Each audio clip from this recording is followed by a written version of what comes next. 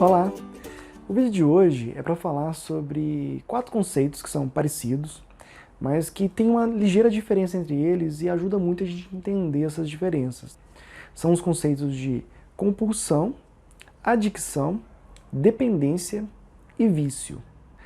Esses conceitos que a gente vai conversar agora, eles estão contextualizados tanto em quadros de dependência química, seja droga lícita ou ilícita, como álcool, maconha, cocaína, crack, quanto de dependências comportamentais também. O ser humano, ele pode fazer uso de uma maneira prejudicial de algumas coisas disponíveis. Normalmente essas coisas causam prazer. Tem quadros não só de dependência, mas às vezes de uso compulsivo, sexo, de celular, de redes sociais, de trabalho, compras, de jogos, principalmente jogos postando, mas também tem jogos online, principalmente envolvendo RPG, eles também podem causar um uso prejudicial. E é sobre isso que a gente vai falar hoje. Vamos começar primeiro com a palavra vício. A pessoa é viciada em alguma coisa, é um viciado. Eu particularmente não recomendo vocês a utilizar essa palavra, não é utilizada nos meios científicos. Isso porque a palavra vício ela tem toda uma questão aí cultural, histórica, religiosa, política até. Normalmente é associado com uma coisa negativa, como uma falha, um defeito da pessoa. Isso, a própria palavra na sua origem etimológica, que é do latim, ela significa falha, defeito. Nesse sentido, o vício é muito entendido como o oposto da virtude. Tem uma antropóloga americana chamada Margaret Mead, que inclusive ela diz assim, que a virtude é quando a dor precede o prazer. E o vício é quando o prazer precede a dor. Essa frase ela é interessante, até bonita de ser dita, mas na verdade ela não implica uma verdade. Se a gente pegar, inclusive, assim, usuários mais pesados de substâncias, quando você conversa com eles, a gente descobre que eles não têm muito prazer mais em usar a substância, simplesmente é um hábito. E tem várias coisas que não dão tanto prazer no início, mas que podem, ao longo do tempo, causar um quadro de uso prejudicial para a pessoa. E mais ainda, tem coisas que podem se tornar dependência em alguns quadros, mas em muitos quadros, se você usar com moderação, você pode até usufruir disso de maneira positiva. Um exemplo disso é o trabalho. O trabalho, ele entraria nesse conceito da Margaret Mead, né, como uma virtude, né, uma coisa que às vezes não dá tanto prazer no primeiro momento, mas no longo prazo propicia muitas coisas boas para nós, para a sociedade como um todo.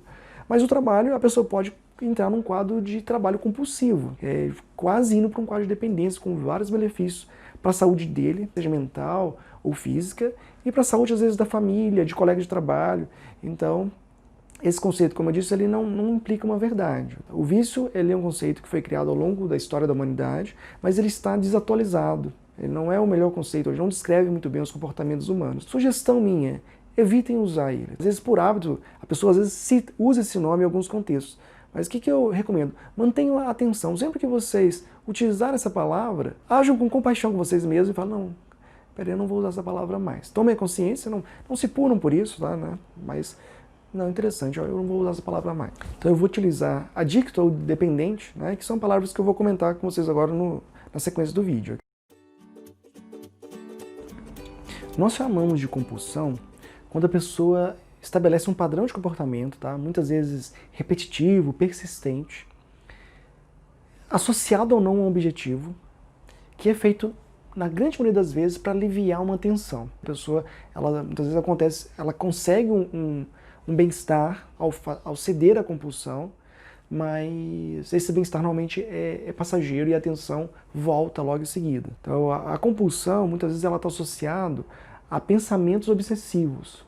O que seriam pensamentos obsessivos? São pensamentos recorrentes relacionados a determinado tema. Esses pensamentos, eles podem ser conscientes, a pessoa pode saber que está pensando eles, mas às vezes ele é tão rápido que a pessoa não percebe, exceto se ela desacelerar um pouquinho e prestar atenção nos próprios pensamentos. Um exemplo disso é o do celular. Vamos supor que eu acessei meu e-mail, acabei de acessar o meu e-mail no celular, passa 10, 20 minutos eu acesso de novo, tá? Vamos supor que é um dia que eu não tenho motivo para acessar o e-mail, mas sem eu perceber, tem pensamentos obsessivos na minha mente, tá falando, Cândido, verifica o e-mail, será que não chegou? Pode chegar uma coisa importante. E eu vou e olho. Aí eu vou no banheiro, mexo no celular de novo. Vou deitar, mexo. Tô vendo televisão, já mexo de novo. Tô trabalhando, toda hora tô olhando o celular. Nesse caso, o uso de celular, se ele estiver causando prejuízo para a pessoa, ele pode ser caracterizado como uso compulsivo. Na maioria dos quadros de dependência, muitas vezes se começa com um quadro compulsivo, antes da pessoa se tornar dependente, propriamente dito. Então vamos pegar assim, um usuário de álcool, ele começa a beber ocasionalmente, Sem ele perceber, às vezes ele vai aumentando a dosagem, e ele já começa a ter o quê? Pensamentos obsessivos em relação ao álcool. Não, gente, toda vez que chegar o final de semana para beber, eu quero fazer um aniversário para beber. Sem a pessoa perceber, se ela continuar bebendo, aumentando a quantidade, esses pensamentos eles começam a ficar mais frequentes, você começa a vir todo dia, vir grande parte do dia, até que esse comportamento, que é inicialmente descadeado por pensamentos com o tema, né, que a gente está chamando de pensamento obsessivo, ele se torna compulsivo. Chega no final de semana, a pessoa fica tensa. Enquanto ela não for lá e beber, ela não vai relaxar. Ela fica pensando, aí ela vai, quando ela senta e começa a beber, ela tem aquela sensação de alívio. Ele cedeu à compulsão. Então, muitos casos de dependência química, a pessoa começa a ceder a compulsões de maneira rotineira, até que isso se torna o próximo conceito que a gente vai explicar depois, que é o conceito de dependência ou adicção. A compulsão, ela acontece em quadros que não estão associados à dependência química e ao longo do tempo não se transforma em uma dependência, ok? É igual tem as compulsões alimentares, tem o toque, tá bom? São conceitos separados, depois se vocês quiserem também a gente pode fazer um vídeo só falando sobre compulsão nesses outros quadros. Hoje a gente não está falando especificamente da compulsão em quadros que evoluem para a dependência química. Os termos adicção e dependência, hoje em dia, eles ainda são considerados sinônimos. Agora eu vou definir para vocês o que é adicção e dependência, né? A gente vai entender como sinônimo, mas logo que a gente terminar essa definição de adicção, eu vou falar para vocês a definição de dependência mais atualizada. Então a gente vai ver que apesar de serem termos dependentes, então eu posso falar assim, a pessoa é adicta ao álcool, ela é dependente ao álcool, ela é dependente de uso do celular, ela é adicta ao uso do celular. Apesar de eu poder usar esses termos, tecnicamente falando, cada vez mais é mais correto usar o termo adicção e não dependência, e eu explico depois por que está acontecendo essa mudança. Mas a gente ainda usa como sinônimo, eu mesmo, até por hábito, muitas vezes uso a palavra dependência química, mas o ideal seria falar adicção, né? Adicção química, adicção comportamental. Existem várias definições para adicção. Eu vou citar de um livro que eu gosto muito, que fala somente de dependências comportamentais também, mas eu queria só dar uma visão geral para vocês antes, assim. Eu particularmente vejo dependência muito no contexto de uma balança, na qual é um comportamento, né, ou algumas substâncias que eu uso, que ela traz mais malefício do que benefício. Então, quem às vezes não é da área de dependência, imagina que aquele comportamento só traz malefício e esquece que na verdade ele pode trazer benefício. No caso de uma substância pode ser o prazer de usá-lo, ou você ser aceito dentro de um grupo social, né, de amigos que também usam. Então tem coisas boas sim, tá? Só que na balança tem muito mais coisa negativa do que positiva. Um exemplo que às vezes é mais difícil da gente visualizar isso muito claro é o trabalho. O trabalho, ele tem seu benefício, a pessoa às vezes está recebendo mais, ela pode estar entregando muito para a empresa, para a sociedade, né, ajudando pessoas com o trabalho dela. Mas talvez se ela estivesse não respeitando os limites dela, né, trabalhando excessivamente, por outro lado, ela tem muito malefício. Ela pode estar adoecendo fisicamente, adoecendo mentalmente, perdendo a família, perdendo os amigos, sem ela perceber. Ela pode estar tratando mal até as pessoas do trabalho, então pode ser que às vezes ela está trabalhando muito no final, ela pode até perder o emprego, se ela estiver num padrão já compulsivo de trabalho. Só que às vezes a pessoa não percebe isso, tá? Ela não tem consciência dessa balança. Muitas vezes, alguém externo que vai ter que ajudar ela a tomar essa consciência. Esse alguém pode ser um amigo, pode ser um familiar e pode ser um profissional, muitas vezes, um psicólogo, um psiquiatra, um médico de família que vai ajudar ela. Só um minuto, você acha que você não está trabalhando demais, ou você não está bebendo demais, ou fumando demais? Então isso é possível da própria pessoa tomar essa reflexão e mudar o comportamento, mas em alguns casos é necessário uma pessoa externa para a pessoa ter essa consciência. Agora eu vou falar um conceito um pouco mais profundo de adicção, que é quando a gente envolve esses 6 sintomas. É um conceito retirado desse livro, né, que fala de dependências comportamentais. E o que é importante a gente refletir sobre esses 6 sintomas? Esses sintomas, eles não aparecem de uma hora para outra. Então a pessoa, às vezes, ela mantém o uso durante meses, dependendo do tipo de substância ou de comportamento, ou até anos mesmo, antes de se tornar de fato adicto ou dependente. O usuário de álcool, quando ele começa, igual eu falei antes, bebendo no final de semana, depois ele começa a beber na sexta, sem ele perceber ele já começa a beber todos os dias da semana, se ele bebia às vezes uma bebida mais leve, depois ele vai já para os destilados, e isso pode demorar anos até ele ficar dependente, ou adicto. Como eu disse, a gente está usando como sinônimo. O ideal, na verdade, é a gente intervir antes da pessoa chegar a esse ponto. Então, esses 6 sintomas, às vezes vocês podem pensar em alguém, ou até vocês mesmos, engraçado, eu tenho 2 ou 3. Então, pode ser que Nesse período vocês ainda não são adictos ou dependentes, vocês estão num período que ainda seria um uso prejudicial, que a gente chama. Muitas vezes nessa situação já até existe esse uso compulsivo que eu comentei antes, que, igual eu disse, a balança está para o lado negativo, mas ainda não se configura uma dependência. Essa transição, ela pode, igual eu disse, demorar meses ou anos. Quando a pessoa já está adicta, já é um pouco mais difícil dela tirar aquele comportamento. Mas não é impossível, né? Muitas pessoas, inclusive, conseguem sozinhos, né? Outros conseguem com a ajuda de grupos ou de medicamentos, tratamentos, né? Isso vai depender de cada pessoa, teria que avaliar cada caso. Mas, de maneira geral, a gente pode dizer que quanto antes a pessoa começar a mudar o comportamento, mais fácil é para ela parar esse comportamento. Vamos entender, então, esses 6 sintomas. O primeiro seria a abstinência. A abstinência são mudanças tanto do funcionamento físico quanto do funcionamento mental. A pessoa que é usuária de álcool, se ela já está com sinais de dependência, o que acontece quando ela fica sem beber? Ela entra em abstinência. Ela pode ter tremor, ela pode ter aumento da pressão sanguínea, ela pode ficar mais nervosa, ansiosa, em alguns casos até ter crises convulsivas. Se a pessoa tem sintomas de abstinência, fica diferente, seja fisicamente ou mentalmente, quando ela está sem aquela substância ou aquele comportamento, esses são sinais de abstinência. Eu citei, vou dar um outro exemplo, né, fora do álcool, o uso de celular. É muito comum a pessoa, ela às vezes não tem consciência disso, mas se ela fica longe do celular, se ela esquece o celular e vai a algum lugar, pode ser um lugar até perto, é padaria perto de casa, ela vai ficar ansiosa, ela fica tensa. Tem estudos mostrando que ela aumenta a frequência cardíaca, aumenta a pressão sanguínea. O que está acontecendo ali? Ela está com abstinência. Só porque ela tem abstinência a gente pode falar que ela é dependente do celular? Não. Para ser dependente vai ter que ter os outros sintomas que eu vou falar depois. Mas são sinais, tá? E é muito comum a pessoa ela usar a substância para cortar a abstinência. O cigarro, por exemplo, a abstinência dele causa ansiedade. A pessoa fuma para cortar a ansiedade. Ela até acha que é o cigarro que está tirando a ansiedade dela, né? Mas muitas vezes foi o próprio cigarro que causou ansiedade através da abstinência. E aí ele, de fato, alivia a ansiedade naquele momento. Mas talvez se a pessoa já tivesse sem fumar, o nível de ansiedade dela já teria baixo, ela não precisaria do cigarro. Então isso cria tipo uma ilusão mental. Eu falei do celular, às vezes a pessoa ela vai dormir, ela deixa o celular de lado, ela começa a ficar tensa, o que ela faz? Ela pega o celular, mexe um pouquinho, e ela começa a notar que quando ela mexe no celular, ela facilita ela dormir.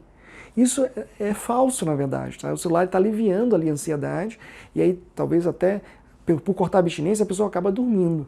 Mas tem estudos mostrando quando você monitora a pessoa, você grava esse processo de dormir, as pessoas que não mexem no celular, elas dormem mais rápido do que quem mexe. Apesar do que quem está mexendo está com a ilusão que o celular está ajudando ela a dormir. Isso também é válido para televisão, por exemplo. Né? Ao longo do tempo, ela acaba não sendo produtiva em relação ao sono. O próximo sintoma é a recaída. Clássico, né, de que quem quer parar um comportamento, e ele já é adicto, às vezes é tão difícil ele parar que ele acaba tendo recaídas. Vamos pegar um exemplo de bebida. Vamos supor que eu bebo no final de semana, já tenho 5 anos. Eu resolvo parar. E eu fico 2, 5, 10 anos sem beber. Tomei aquela decisão e fiquei sem beber. Isso provavelmente mostra que eu não era dependente do álcool, porque eu consegui parar, realmente falei que ia parar e fiquei anos sem beber. Tá? Quem é dependente, ele vai falar, ele às vezes vai conseguir, pode ser uma semana, um mês, mas ele recai. Pode ser que ele fique até um ano, mas ele recai. Então, se a pessoa tem recaídas muito curtas, isso é sinal de que a pessoa ela está se tornando adicta daquele comportamento. E vocês podem fazer teste com vocês. Vamos supor assim, eu citei no início do vídeo que a pessoa pode ter compras compulsivas. Eu estou um pouco sem dinheiro agora, deixa eu ver se eu consigo ficar 1 mês, 2 meses sem comprar nada, só comprando essencial. Tá? Se você consegue manter isso sem ceder ao desejo, provavelmente você ainda não está num comportamento adicto. Outra coisa que às vezes cria uma dependência comportamental, que eu acabei não falando tanto, em relacionamento. Então, por exemplo, se você tem um relacionamento e você termina e volta, isso é um sintoma, é uma recaída, sente? Às vezes você tem abstinência do relacionamento, você termina o relacionamento, você fica triste, fica mal, porque o organismo ele vai sentir falta daquele padrão comportamental. Mas isso não quer dizer que aquele relacionamento em si está fazendo bem para a pessoa. Lembrando que mesmo drogas pesadas, como cocaína, crack, elas vão causar abstinência. Né? Isso não quer dizer que a droga em si faça bem. É só porque o organismo ele vai sentir falta daquilo que ele estava habituado a receber.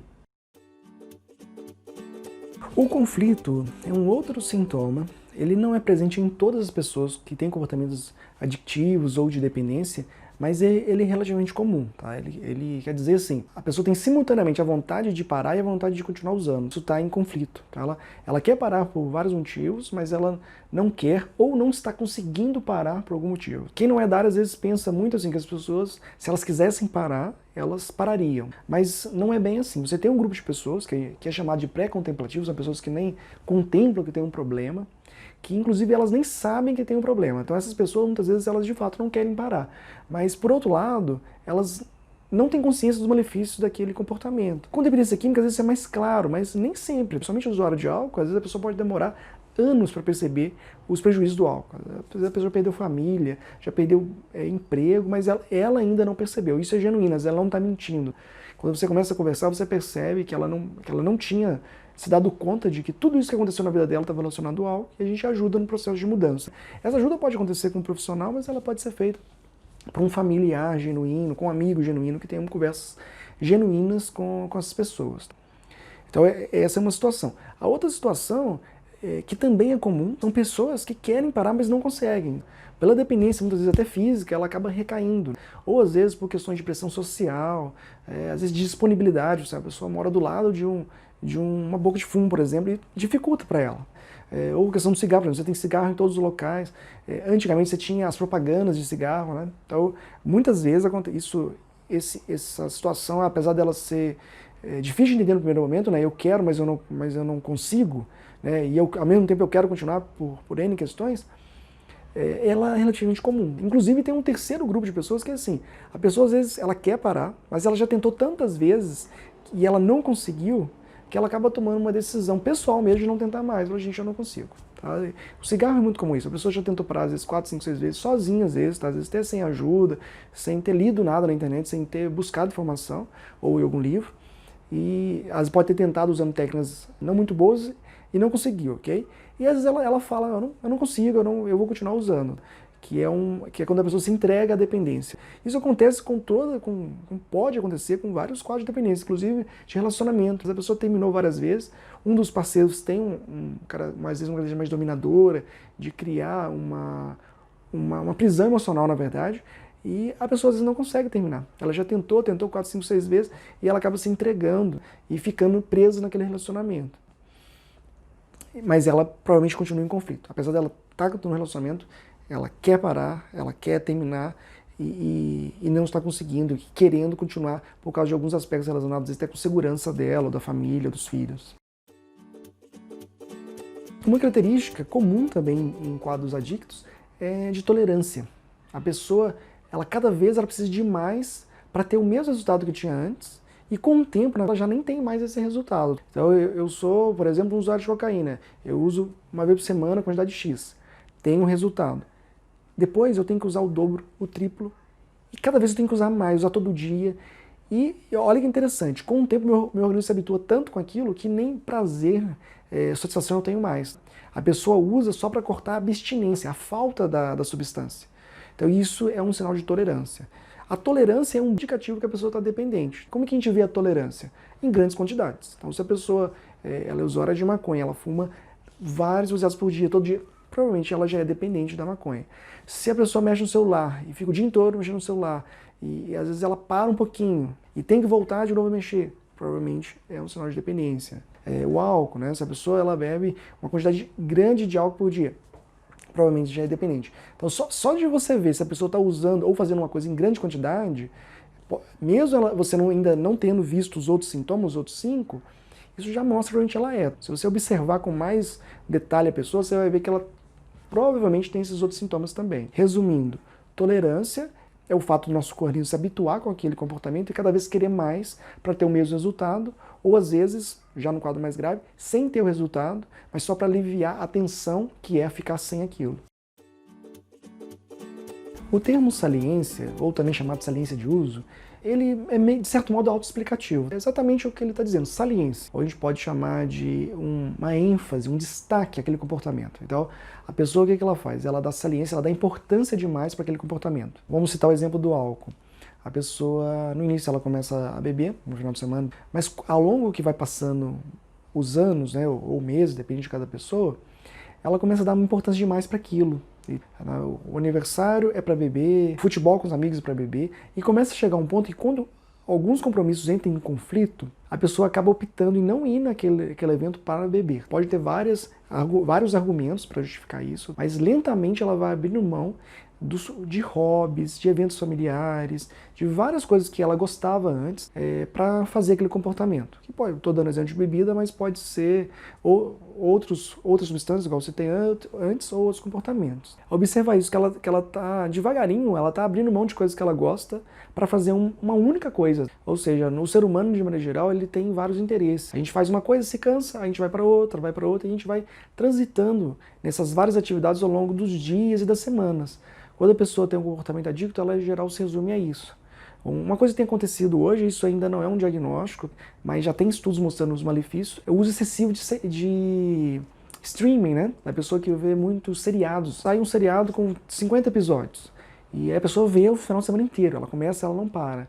Isso é um binging. O que é binging? É o uso excessivo. É parecido com a pessoa que não bebe, mas quando ela chega no final de semana, ela bebe litros de pinga e passa mal e desmaia. Claro que o álcool vai trazer um benefício muito maior, mas esse uso excessivo de seriado já tem estudos mostrando malefício. Se a pessoa, por exemplo, não faz mais nada, durante a semana toda ela só vê seriados, final de semana também, nas férias, isso já mostra que ela está tendo uma saliência de uso com os seriados. Então ela pode estar entrando num comportamento adictivo.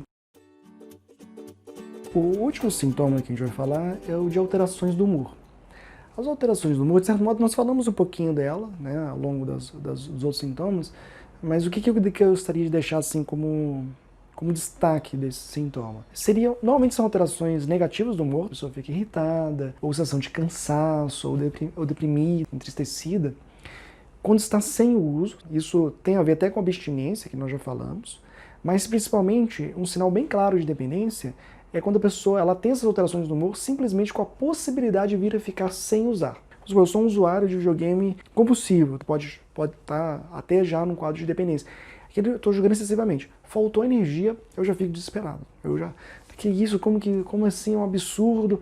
Eu estou colocando, às vezes, todo o meu pensamento, culpando aquele problema de ter faltado energia e tudo. Não estou reparando, na verdade, que é muito daquela raiva minha, daquele pensamento negativo, está associado simplesmente porque eu fui retirado, né? Foi tirado de mim a possibilidade de continuar num comportamento que é excessivo. E outro sinal disso, por exemplo, esse mesmo jogador de videogame, às vezes vai viajar no final de semana para casa, vamos supor que ele é um adolescente, a família não quer deixar levar o videogame para casa dos avós.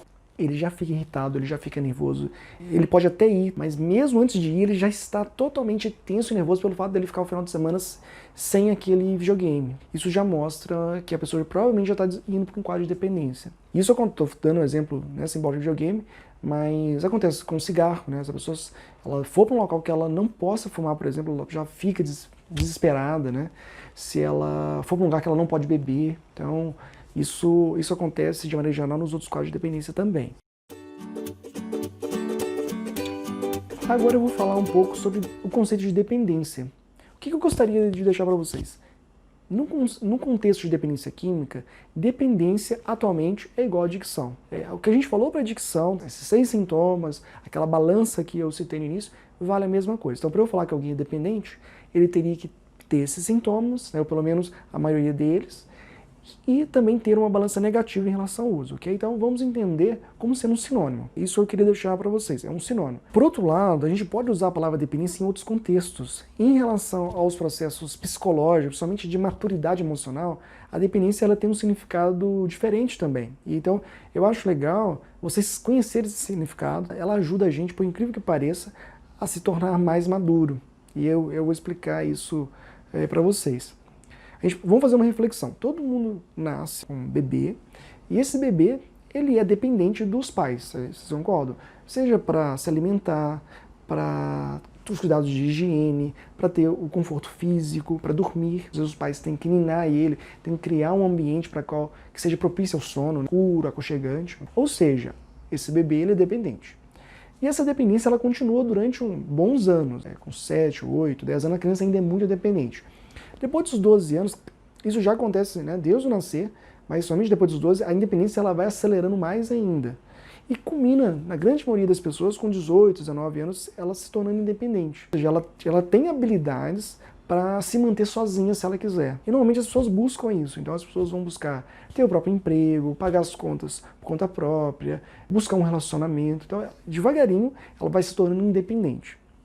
A grande maioria das pessoas faz esse trajeto, se tornam pessoas mais independentes e autônomas numa idade adulta, Mas nem todas. Algumas pessoas, às vezes, por questões traumáticas mesmo da infância, podem ainda ser muito dependentes. Então são pessoas, às vezes, inseguras para tomar decisões, elas precisam de ajuda das pessoas, às vezes elas não conseguem se manter, seja financeiramente ou emocionalmente sozinhas, elas precisam sempre de ter pessoas para estarem bem. Então é muito comum nesse processo de evolução a gente caminhar de um estado de dependência para um estado de independência. Só que o estado de independência, ele não é o último estado de maturidade humana. Se hoje alguns especialistas falam que o terceiro estágio é o estágio da interdependência. O que é interdependência? Eu sou independente, eu consigo suprir as minhas necessidades, mas eu tenho consciência que algumas necessidades minhas só são supridas através de outras pessoas. Então, por mais que eu seja independente, eu ainda sou dependente de várias pessoas para eu estar bem. Tá? Vamos dar exemplo de necessidades. Há necessidades de compaixão, de empatia, de aceitação, minha necessidade de sentido, né? De eu fazer coisas que tenham sentido não só para mim, mas para as pessoas em volta. Tudo isso precisa de pessoas. Não consigo fazer isso sozinho. Ou seja, o ser humano é um ser social. E a tomada de consciência disso ajuda no processo de maturidade humana. Então, pessoas mais maduras, o que elas percebem? Que talvez eu não consiga ser totalmente feliz pensando só em mim. Como o ser humano é um ser social, para eu alcançar meu estado de bem-estar mais pleno, eu preciso tomar consciência dessas necessidades humanas e ter uma autoconsciência mesmo. Eu sou dependente das pessoas para estar bem. E à medida que a gente vai tomando essa consciência, eu posso ampliar isso para outras coisas.